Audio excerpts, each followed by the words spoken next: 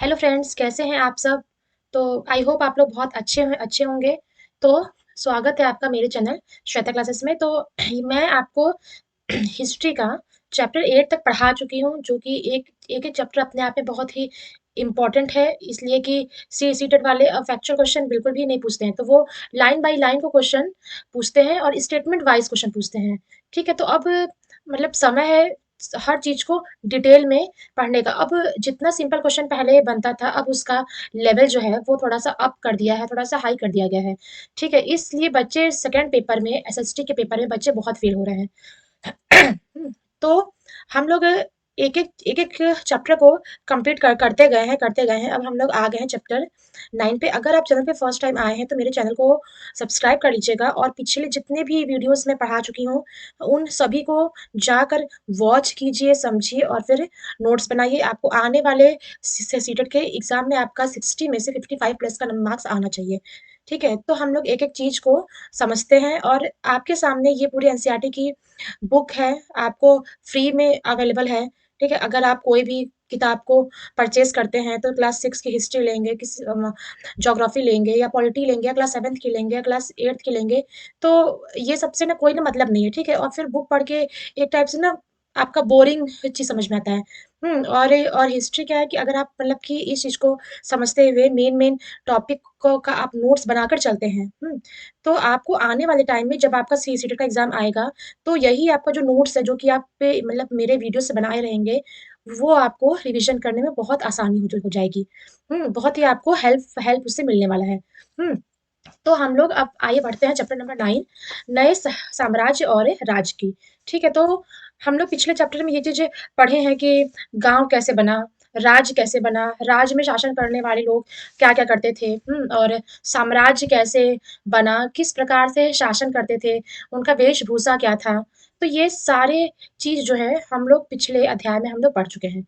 ठीक है, तो अब ये हम लोग यहाँ पे पढ़ने वाले हैं कि ये जो प्रशस्तियाँ होती हैं, ठीक है? इसका मतलब आपका क्या होता है, ठीक है? इसका मतलब आप अगर इंग्लिश में सीधे वर्ड से अगर लें, बहुत घुमा-फिरा कर नहीं, तो इसका अर्थ होता है क्वालिटी, मतलब अगर आपको किसी चीज़ के बारे में नहीं पता है, तो आपको उस चीज़ के लिए आपको कहाँ से पता मतलब कि होगा, हाँ?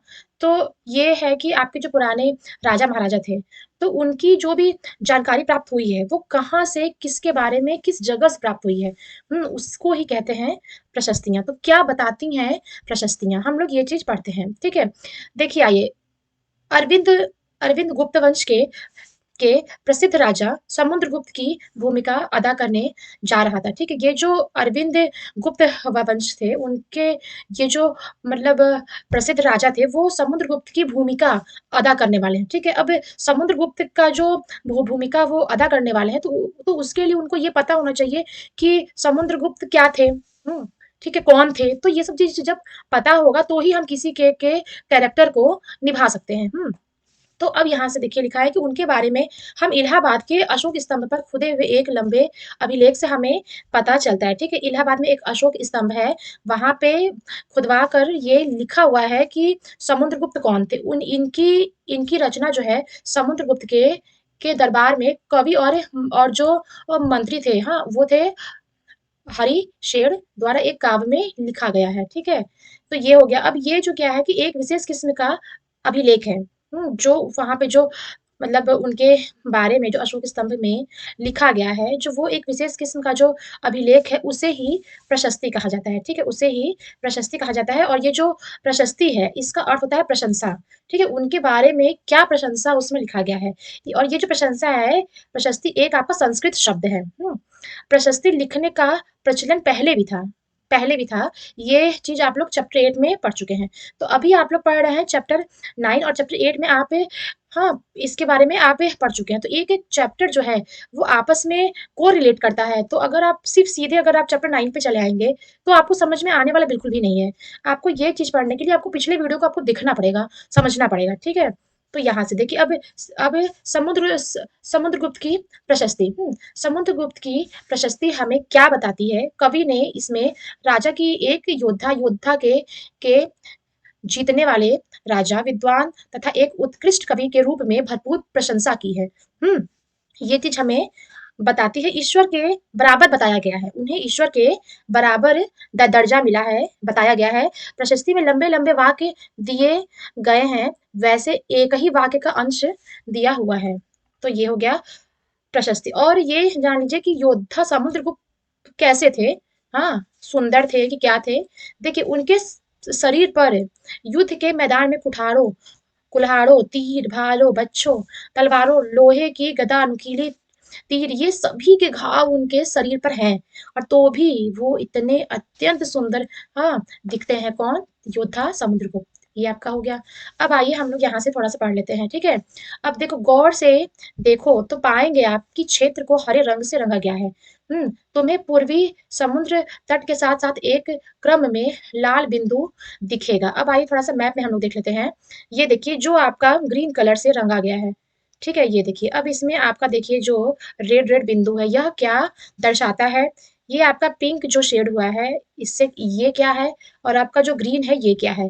ठीक है, तो इसके इस मैप में जो जो कलर हुए हैं, ये आपका क्या शो कर रहा है, ये हम लोग इसमें पढ़ते हैं। अब देखिए मानचित्र मतलब मैप।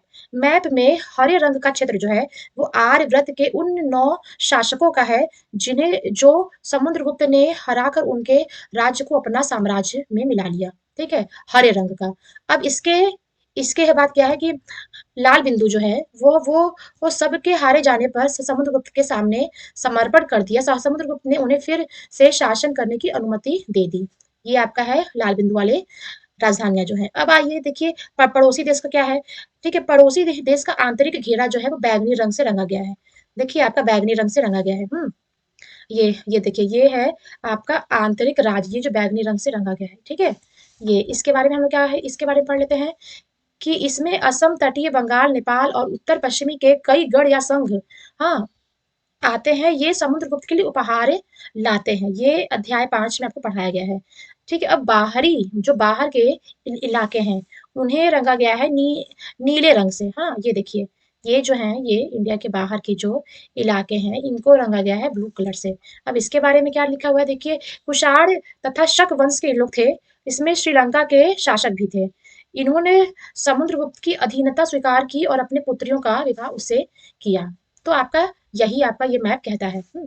अब आइए हम लोग वंशावलियां पे चलते हैं। वंशावलियां, यह प्रशस्ति भी समुद्रगुप्त के प्र, प्रपितामह, मतलब कि जो उनके पितामह थे, मतलब परदादा, दादा, पिता और माता के बारे में बताता है। ठीक है, जो प्रशस्ति में वंशावलियां का जिक्र हुआ है उसमें उनके दादा, परदादा, पिता और माता के बारे में भी बताता है। उनकी जो माँ थी कुमार देवी, वो लिच्छवीगढ़ की थी और पिता जो थे वो चंद्रगुप्त वंश के शासक थे, जिन्होंने महाराज अधिकार, हाँ, जैसी बड़ी उपाधि प्राप्त की थी। कौन? समुद्रगुप्त के जो पिता थे चंद्रगुप्त, हाँ, वो गुप्त वंश के शासक थे। और उनके दादा और परदादा जो थे, हाँ, परदादा का महाराजा के रूप में भी उल्लेख है। ये चीज है। अब देखिए यहाँ से हम लोग देखते हैं समुद्रगुप्त के, हाँ, बेटे के बारे में हम लोग जान लेते हैं।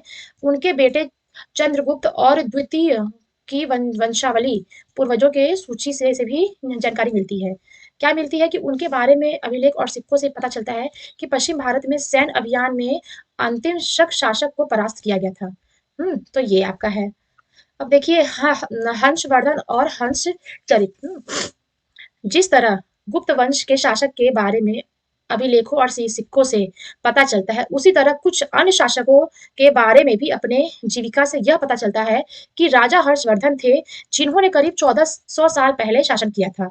ठीक है, उनके दरबारी कवि बाणभट्ट थे, जो कि संस्कृत में ही हंस हंस हर्ष चरित की जीवनी लिखे हैं। हर्षवर्धन की वंशावली देते हुए उसका भी एक्सप्लेनेशन किया है। चीनी तीर्थ यात्री वेनशांग के बारे में तुमने अध्याय 8 में पढ़ा है। तो ये आपका हो गया। ठीक है, अब देखिए जो हर्ष थे, हर्ष जो थे, अब हर्ष के बारे में थोड़ा सा हम लोग पढ़ लेते हैं कि उनके पिता और बड़े भाई की मृत्यु हो जाने के बाद, हाँ, हर्ष ने थानेसार के राजा बन गए। कहाँ के बन गए?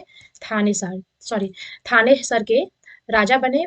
हाँ, उनके बहनोई जो थे वो कन्नौज में शासन करते थे, लेकिन हर्ष ने कन्नौज को अपने अधीन कर लिया और बंगाल पे आक्रमण कर लिया। कौन? हर्ष ने।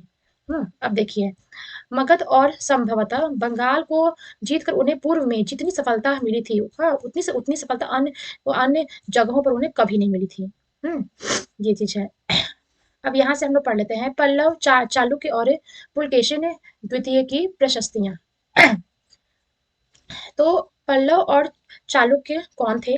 वो दक्षिण भारत के सबसे महत्वपूर्ण राजवंश थे। कहाँ के थे? ये देखिए, आपको क्वेश्चन कभी कभी पूछ लेता है कि पल्लव और चालुक्य दक्षिण भारत के सबसे महत्वपूर्ण राजवंश थे। पल्लव का राज्य जो है उनकी राजधानी कांचीपुरम के आसपास थी, हाँ, जो कि आपका कावेरी नदी के डेल्टा तक फैला हुआ था। जबकि चालुक्यों का राजा कृष्ण और तुंगभद्रा नदी के बीच स्थित था। तो ये आपका पूछ सकता है, लेकिन अभी तक आपका कभी पूछा नहीं है, ठीक है। लेकिन आप इसको मतलब एक थोड़ा सा अगर आप पढ़ना चाहते हो तो पढ़ लीजिएगा। अब देखिए, चालुक्यों की राजधानी क्या थी? एहोल। एहोल थी। चालुक्यों की राजधानी एहोल थी, और यह एक प्रमुख व्यापारिक केंद्र था। लेकिन धीरे धीरे ये क्या हुआ, एक धार्मिक केंद्र बन गया। हाँ, चालुक्य का जो केंद्र है वो धीरे धीरे आपका धार्मिक केंद्र बन गया। वहां पे कई कई मंदिर बन गए। पल्लव और चाल और अ, और चालुक्य जो है वो आपस में ही अतिक्रमण करते थे, और मुख्य रूप से राजधानियों को निशाना बनाया जाता था, जो कि समृद्ध शहर था। ये आपको, हाँ, आपका इतना ही इसमें इम्पोर्टेंट है। अब देखिए, पुलकेशिन क्या था? पुलकेशिन कौन थे? पुलकेशिन जो है वो द्वितीय सबसे समृद्ध, सबसे प्रसिद्ध चालुक्य के राजा थे, पुलकेशिन, ठीक है। अब उनके उनके उनके बारे में हम ये पढ़ सकते हैं कि उनके दरबारी कवि जो है रवि कीर्ति जी थे, जो कि प्रशस्ति रचित थे। हाँ, और यह पता चलता है कि पूर्वज, खास तौर से पिछली 4 पीढ़ियों के बारे में बताया गया है उनके प्रशस्ति के बारे में। और पुलकेशिन को अपने चाचा से ही यह राज्य प्राप्त हुआ था, ये जो जीत हुई थी। अब देखिए, यहाँ पे देखिए, उन्होंने पूर्व और पश्चिमी समुद्री तट पर, ठीक है, अभियान चलाया था। हाँ, और इसके अतिरिक्त उन्होंने हर्ष को भी आगे बढ़ने के लिए रोक दिया। हर्ष का अर्थ क्या होता है? आनंद। हाँ, हर्ष का अर्थ क्या होता है? आनंद। कवि का कहना है कि इस पराजय के बाद हर्ष अब हर्ष नहीं रहा। पुलकेशिन ने पल्लव राजा के ऊपर भी आक्रमण किया, जिसे कांचीपुरम के दीवार के पीछे शरण लेनी पड़ी। तो आपका यही है, आपका पुलकेशिन, आपका पल्लव और चालुक्य के बारे में। अब देखिए, इन राज्यों को का प्रशासन कैसे चलता था? जो जो राज्य बने, उसमें प्रशासन लोग कैसे करते थे? जो राजा महाराज थे उनकी भूमिका क्या थी? वो कैसे हर चीज को करते थे? तो ये देखिए, प्रशासन जो है वो गांव का प्राथमिक इकाई है। मतलब पहले गांव थे, पहले आपका शहर नहीं था, पहले आपका गांव है। फिर उसके बाद धीरे धीरे उसमें कई बदलाव आए। फिर उसके बाद राजा ने आर्थिक, सामाजिक और राजनीतिक और सैन्य शक्ति रखने वाले लोगों का समर्थन लिया और कई कदम उठाए। ठीक है, अब कदम कौन कौन से थे, आइए हम लोग उसको भी देख लेते हैं। कुछ महत्वपूर्ण प्रशासनिक पद है, हाँ, अनुवांशिक बन गए। मतलब अनुवांशिक बन गए, मतलब कि उनके पहले, मतलब उस पद पर पिता थे, उसके बाद वो खुद भी उस पद पे बैठ गए। ये होता है अनुवांशिक पद बनना। अब देखिए, एक ही व्यक्ति कई कई पद पर कार्य करता था। एक ही व्यक्ति जो था वो कई पद पे कार्य करता था। एक महादंडनायक होने के साथ साथ कुमारमात्य तथा एक महत्वपूर्ण मंत्री था, और शांति के विषयों के लिए भी एक मंत्री था। वहां के स्थानीय प्रशासन में प्रमुख व्यक्तियों का बहुत ज्यादा बोलबाला था, और नगर श्रेष्ठी यानी मुख्य बैंकर और शहर का व्यापारी सार्थवा यानी व्यापारियों के काफिलों का नेता था। तो ये है आपका कि वहां के लोग प्रशासन कैसे करते थे। हाँ, अब देखिए, यहाँ पे आइए हम देख लेते हैं एक नए प्रकार का नेता, जो एक नया नेता बनता था। वो क्या क्या चीजों को करता था, ठीक है। कुछ राजा अभी भी पुराने राजाओं की तरह ही कार्य करते थे, लेकिन कुछ के पास, हाँ, हाथी, रथ, घुड़सवार, पैदल सिपाही होते थे, जो कि आवश्यकता पड़ने पे राजा को सैनिक के लिए सहायता दिया करते थे। उनको वेतन नहीं मिलता था, जो कि, हाँ, बल्कि कुछ हिस्सा उनको भूमि दान कर दिया करते थे, और उस पर वो कर वसूलते थे। हाँ, और वे सेना और घोड़ों की देखभाल भी करते थे। इस तरह के व्यक्ति सामंत कहलाते हैं। ठीक है, आपको पूरा लिखने की आवश्यकता नहीं है, जो जो लाइन में हाईलाइट की हूँ वो आप पढ़ लीजिएगा। अब आपका आता है नेक्स्ट, दक्षिण के सभा के राज्यों में सभाएं। सभाएं कैसी होती थी? ये देखिए, ये सभाएं उप समितियों के जरिए सिंचाई, खेती-बाड़ी से जुड़े विभिन्न काम, सड़क निर्माण, स्थानीय मंदिरों की देख-रेख आदि का काम करती थी। इन इलाकों के जो भूस्वामी थे वो ब्राह्मण नहीं थे, वो ब्राह्मण नहीं थे। उन्हा उनका ग्राम सभा मतलब कि उनका चलता था, ग्राम सभा चलता था। हाँ, और शक्तिशाली भूस्वामी और व्यापारियों का उस पर नियंत्रण था, जो कि बहुत सी स्थानीय सभाएँ शताब्दियों तक काम करती थी। ये आपका हो गया दक्षिण में राज्यों के में सभाएँ। अब उस ज़माने के आम लोग कैसे थे? क्या-क्या कार्य करते थे? तो आपका यहाँ ये इतना इम्पोर्टेंट नहीं है, आप यहाँ से आइए देख लेते हैं।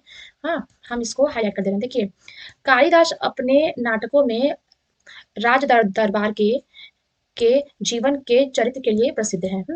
सबसे बड़ी बात कि इसमें इसमें रोचक बात ये है कि राजा और अधिकांश ब्राह्मणों को संस्कृत बोलते हुए दिखाया गया है। और उनका सबसे प्रसिद्ध नाटक कौन सा था? अभिज्ञान शाकुंतलम, जो कि आपका दुष्यंत नामक एक राजा शकुंतला नाम की युवती से की प्रेम कहानी है। तो ये आपका हो गया कालिदास की नाटक, हाँ, जो कि आपका प्रसिद्ध नाटक है। हाँ, अब यहाँ पे देखिए एक मछुआरे को एक अंगूठी मिली, ये एक कहानी है शकुंतला की। हाँ, इसमें से आपका क्वेश्चन आता नहीं है। अब आइए हम लोग यहाँ पे देखते हैं थोड़ा। अब यहाँ से देखिए, ये है एक कहानी राजा की सेना, ठीक है? ये भी आपका एक कहानी है, हाँ।